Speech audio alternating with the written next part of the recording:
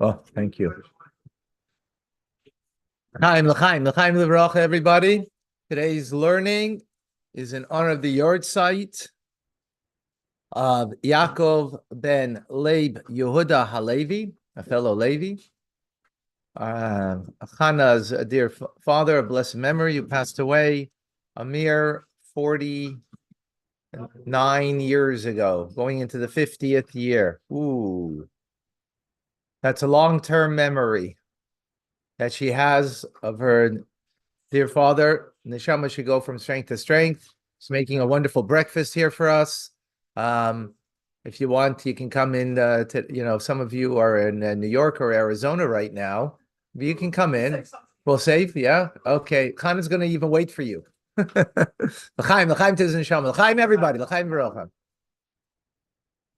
So the best thing we can do is feed the body and feed the soul. So the body is being fed, and now we're going to feed the soul with Chumash and Rashi. This week's Torah portion, Tazria, in Vayikra, in the book of Leviticus, chapter 12, verse 1. So we ended off yesterday in last week's Torah portion about laws of Tuma, of impurities. We continue. Now it's impurities of the body, as opposed to what we learned previously was impurities that were extraneous through a carcass, vessels, food getting becoming impure, and so on. Now it is of the body. And Hashem spoke to Moshe, saying, verse number 2, Daber, Bnei Israel, speak to the children of Israel, Lamor, saying, Isha, a woman, Ki Tazria, when she conceives Yolda, and she gives birth, Zochar, of a male, Toma Shivas Yomim, she will be impure for 7 days, Kim'ei Nidas Doisa Titma. 7 days she's impure as the days of the menstrual flow. She shall be unclean. Rabbi, Rashi, can you put it on the screen? Sorry? We don't see it on the screen. Oh, okay, that's not good. Thank you. You know why? Because I didn't share it. My apologies. Sharing is caring. You gotta share. There we go. Okay. Thank you, Dan. Thank you. All right. Okay, Isha Ki Tazria and Rashi, when a woman conceives, Amar Rab Simloi, the Amira Rab Simloi says, Kishem Shiyitziris Kol Shel Adam, just as the fashioning of man came, Achar Kol Behemel Chaya Ba'oif, after all the cattle, beasts, and fowl, B'Ma'aser Bereshis, in the account of creation, Kach Teros Nisparsha, Achar Teros Behemel Chaya Ba'oif. Similarly, the law of man and their impurity comes after cattle, beasts, and fowl, right? We mentioned that last week we spoke about impurities, the impurities that were of animals, and now of human. So seemingly it should be the other way around. Human should come first, the impurities, right? No. Why? Because we follow creation. Man was the last thing created. So we follow a similar manner.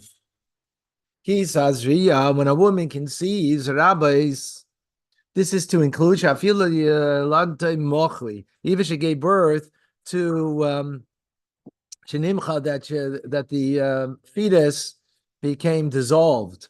And the fetus became like semen, meaning fluid. The mother who gives birth is impure due to the childbirth. In other words, since it came through, and even though it wasn't a child, because it says when a woman conceives, well, what does it matter whether a woman conceives? So the fact that she gave birth, it's what's important over here. Why do you have to say that she conceived? Because even if she conceived and did not give regular birth to a child, right, the child became what's the word?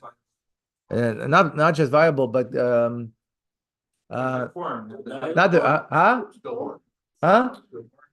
not stillborn. Even before became dissolved. Yeah, but there's an English word. Miscarriage, thank you. Miscarriage, right? And it was nothing of no form. There's no form. That's the point over here, right? Nonetheless, she becomes impure. That's the point, right? The days of the menstrual. We should be so excited about the learning as we are for breakfast. My blessing to you all. My blessing to you all. This is a rarity here.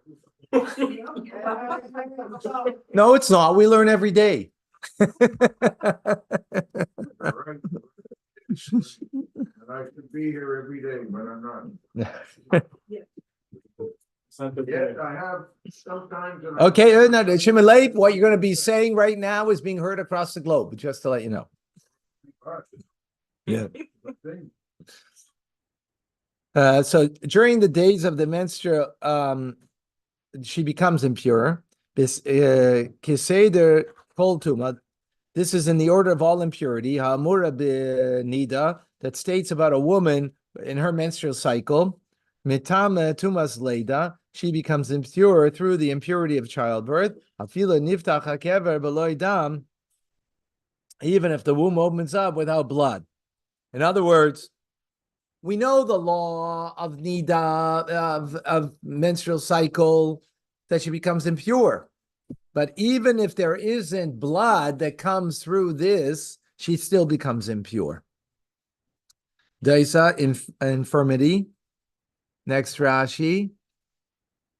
An expression, Lashon davar azav migufa. There's an expression of something that flows from her body. Lashon acher. Alternatively, it's Lashon madve, infirmity, acheli, an illness. Shein isha devedam. The woman does not see blood. Sheloit tchila, without feeling ill.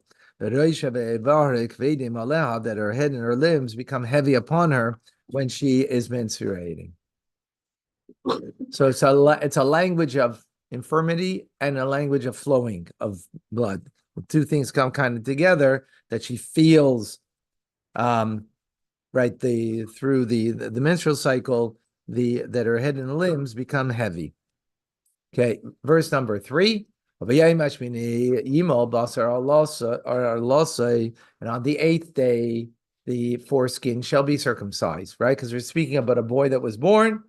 The 8th day gives you circumcise a child. Now we go to the purification. For 33 days, Shloshim Yom means 30 days. Shloshis Yom means 33 days. Teished b'demei tahara, she shall remain in the blood of her purity. B'chol kodesh, and anything that is holy, lo yisiga, she shouldn't touch. B'lamikdash lo yisava, she shouldn't come to the holy temple. Ad maloisim mei tahara, until she has completed her purification. Either it's 33 days, right? She saw 7 days, she saw blood. 33 days, which then gives a total of 40 days, right? She is in a days what's called purity, but she's impure, meaning she doesn't see blood. That's what it's speaking about. Biblical. There's a biblical law over here. That doesn't mean that that's the way it happens, but this is what the biblical law is. She is still impure because if she touches she shouldn't come to the holy temple because she's in a state of impurity, the birth mother, right? She shouldn't touch anything that's holy because she's in a state of impurity. Okay, let's see Rashi. Teishet, she shall stay. Ein teishev ela lashon akova. Sitting over here means nothing else but staying. Kamosha teishvu b'kadesh, that you stayed in Kadesh. Yeshiv elain in Mamre, and he stayed in the plains of Mamre. Usually it means to sit. So it means sitting is like staying, right? Stay a while, meaning take a seat. B'nei Tara, in the days of purity, even though she sees blood during these 33 days, Tahira, she's pure. In other words, it doesn't impurify further, because these are called days of purity. B'nei Tahara, in the blood of purity, Loi Mapike, the final hay is not pronounced. V'hu Shem Davar, it is a noun, K'may Tahar, like purity. Yemei Tahara, the days of purity, Mapike, this is a final hay that does have a dagish, a dot in it, means her days of purity. The whole Kaidish.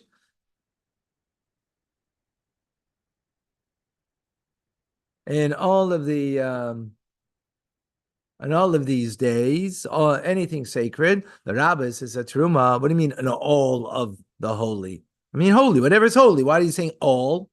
Because that the all is coming to include lefi shizu tvulas yain aruch. For this woman is immersed of an extended day. Shetabla l'say shiva, because she went to the mikveh at the end of 7 days after childbirth. Right? Again, this is a biblical law. This is not the way we do things in halacha, a woman who gives birth today, but this is the biblical law that after 7 days she didn't see any more blood. Today, a woman sees after childbirth much more than 7 days. But in any case, this is what the verse is telling us, right? So she immersed after 7 days. But the sun did not set into the evening, Latara, to purify her until the sun actually sets. On the 40th day, because of the following day, so that's when she brings her atonement. So she went to the mikvah on the 7th day, after the 7th day, but yet it's prolongs after the 33rd day after that, right, which is 40 days. That's when she brings her atonement, right?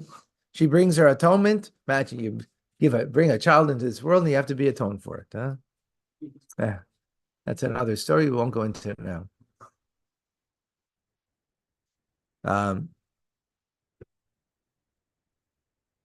So and then she brings her purification.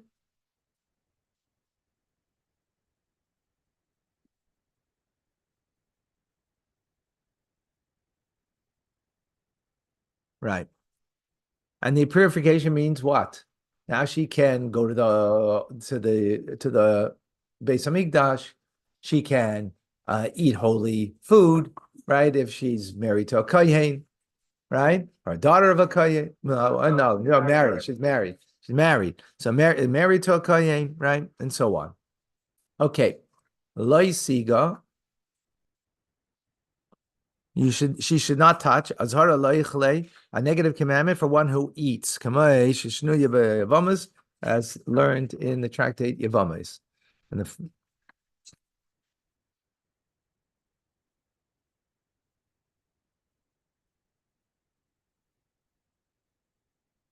yeah, okay. B'chol Kodesh, we already did this. Here was in a different order. Okay. Verse number 5.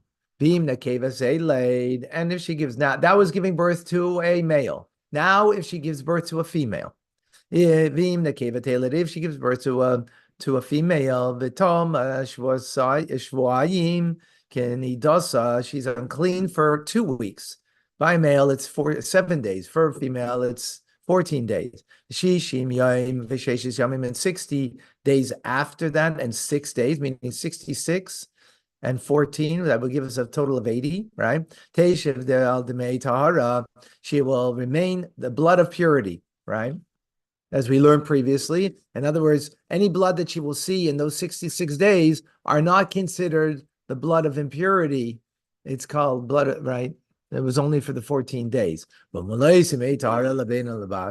when now, okay, so we finished with the separating between the male and female. Now, when you come to the completion of the days of her purity, whether it's for a son or for a daughter, Tavi keves ben shanase, she has to bring a sheep. A keves is a sheep that is in the first year, la'oila, for a burnt offering. Or ben yoina, or she has to bring, a young dove or a turtle dove, either one of the two, lachatus, for a sin offering, el pesach oyel mayid el kohen, to the entrance of the oyel mayid, the tent of meeting, to the kohen. The kohen will do the service on her behalf, right?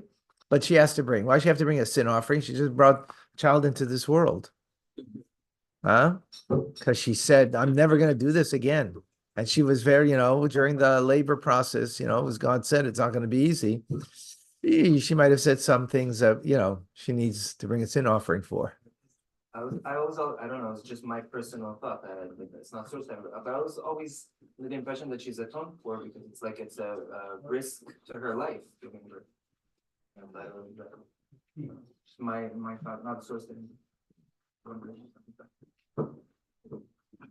Verse number 7. V'hikrivai lifnei Hashem, and the kohen, he will bring it, offer it before Hashem, echaper aleh, to bring an atonement for her, the tahara, and this will purify her mikar dameha, from the source of her blood. This is the law of the woman who gives birth, lezachar lenekeva, for a male or for a female. Rashi in number 7. We're all attuned. We're all aboard. We're all good. We're alive. We're all alive. Yes. Rashi 7. Vikrivai. And the kohen shall offer it. Lemedcha, this comes to teach you. The failure to offer only one of them prevents, because it says hikrivai, he will bring it. What's the it? There's two things here he has to bring. The failure to offer one of them prevents her from eating that which is holy. Ezehu, which one? The chatas, it's a sin offering. Shenema v'chipar aleha, hakohen v'tara, because the kohen shall atone for her, and she will become purified. Mi shehu ba lechaper, one who comes to atone, boy tahara tuluya, upon it is a purity dependent on. In other words, he has to bring this sin offering. If he doesn't bring the sin offering, then it doesn't bring her purity.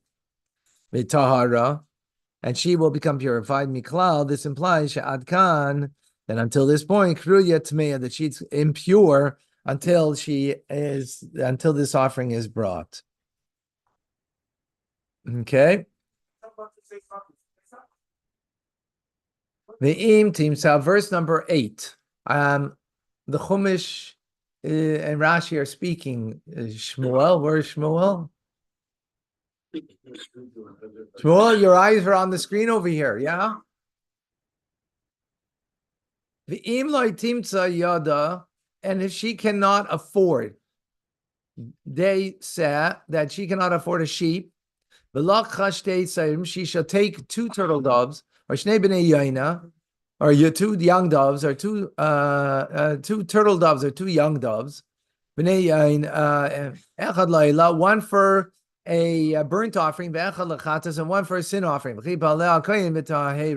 And the kohen will atone for her, and she will become clean. Rashi, echad la'ila ve'echad lechatas, one is for an oila, and one is for a sin offering. Lo hikdima hakos ve'ela limikra. The Torah did not put the oila offering, the burnt offering, before, only with regard to its reading.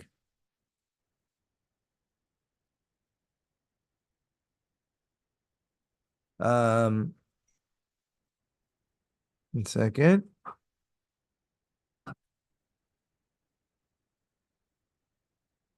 But for the offering, the sin offering comes before the oila. That's how we learn in the Talmud, the Perek called Tadir, in the chapter called Tadir.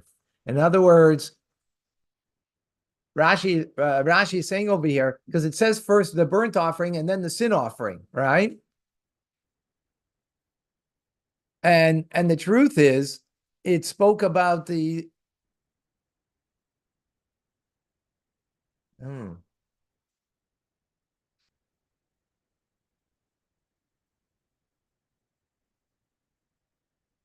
So the sin offering comes first, even though the verse says the oila. It's only to be read that way. What that means exactly is a good question. Don't know.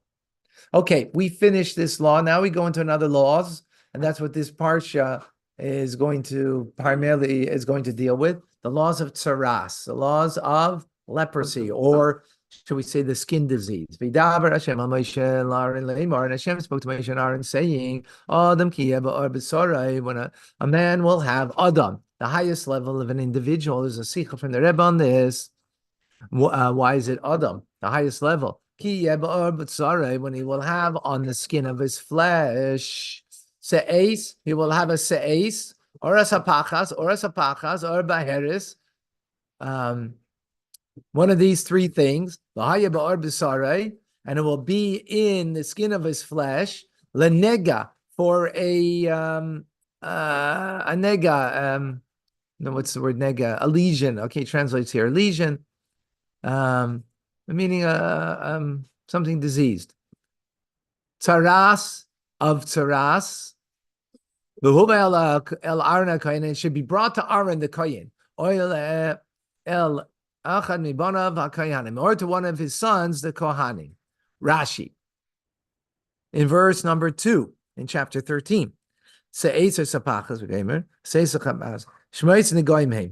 are names of affliction. Yeah, the word negoyim means affliction. So this is an affliction of the skin. Okay? And one is whiter than the other. And other varying degrees of whiteness. Baheris, charvar buvarois. In Old French, taché. Did I pronounce that good, Joel?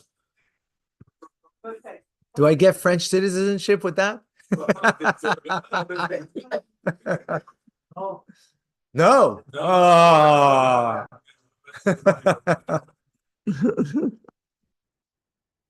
All right. I'll have to try harder. You get the American for that.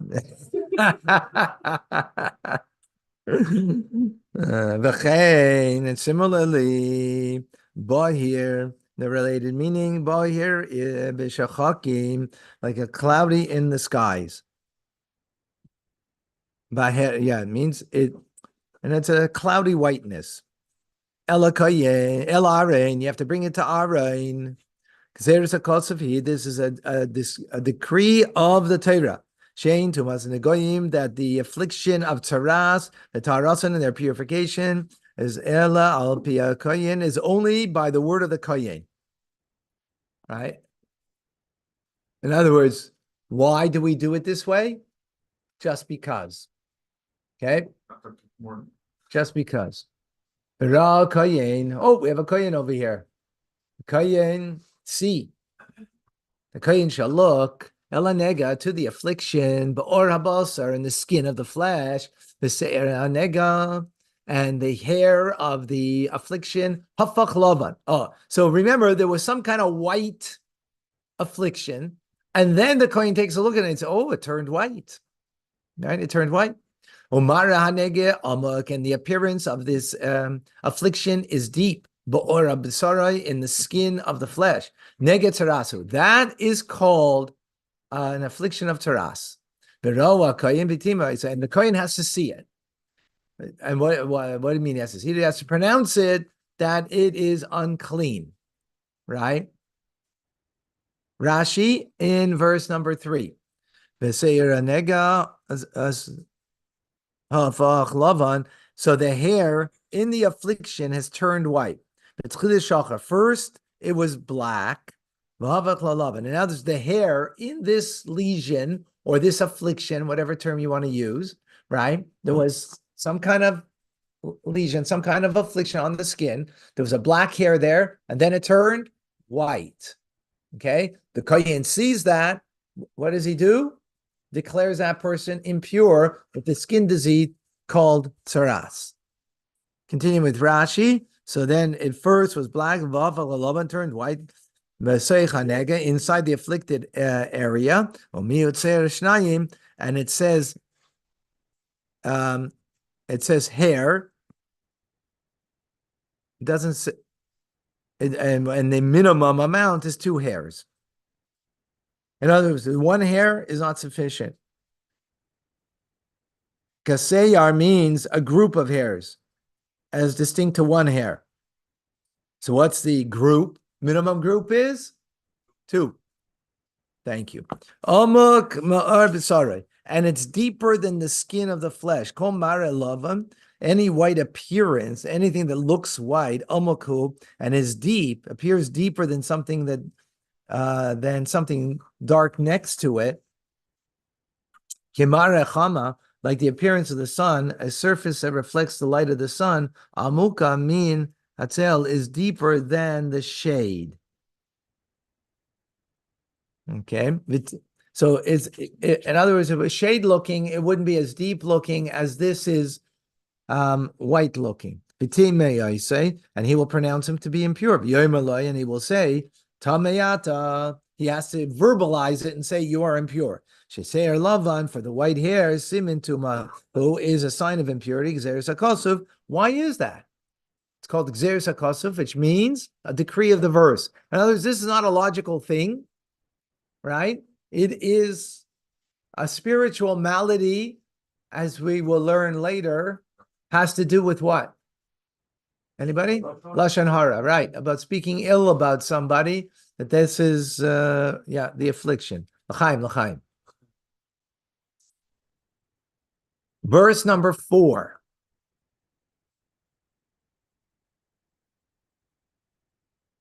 Verse number 4. V'im baheris lavanahi. But if it's a white baheris, right?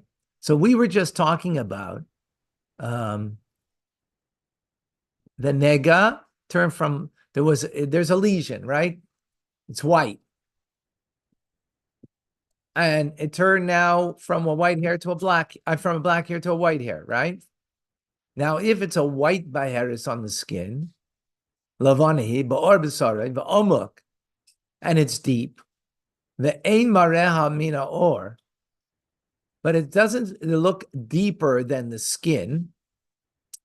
But and the hair that was black did not turn to white, right? So there's a problem. It's questionable here. What is this? Is this indeed saras or not? So it's kind of a gray area, if you will. So what will happen? Hiskira koyin. The koyin will quarantine es nega shivas yamim. This person with this nega, with this lesion, or with this affliction for 7 days. Rashi in 4. Amok ein marel. The appearance is not deeper than the skin. Lo yadaiti pirusho. Rashi says, I don't know what the meaning behind this is.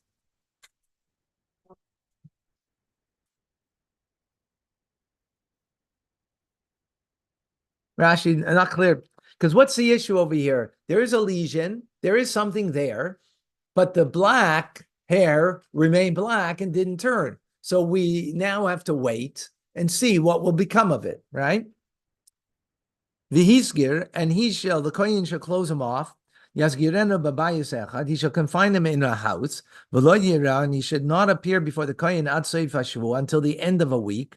Yachichol simonim alav, and then he will look at the signs of affliction, whether he's pure or impure. Last verse for today. Then the kohen will see him on the 7th day.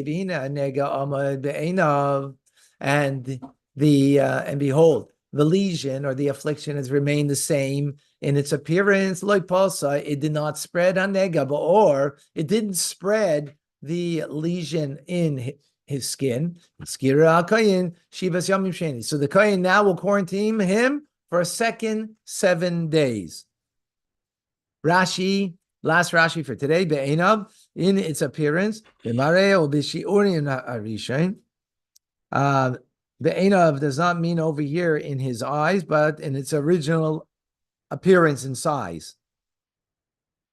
That's what it means over here. He's gerushenis, and the kohen will close him off for a second week. Ha'im pasa. So what does that teach us? If it did spread for b'shua rishon in the first week, tamei muchlat, he's for sure impure if it did spread. So it's interesting. It spread, but it sounds like it spread, but it didn't become turned white. Yeah, so that's interesting. Because it seemed before that it was all based on turning white, not the spreading. But Rashi is exacting over here. It didn't spread. Meaning if it would spread, you'd be impure. It didn't turn after it spread. But that's only after, there was a question and you were, confined. And so it's a different law.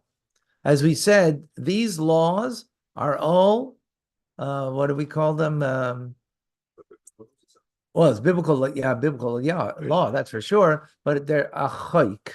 They're a statutory law that's beyond logic. That, it's, as Rashi said, Gzeres HaKosuf, it's a decree of the verse. It's not something that is a rational thing. It's a spiritual malady that comes of Lashon hara, which we will learn yet. We didn't say it yet, but Rashi didn't tell us yet, but he will mention it.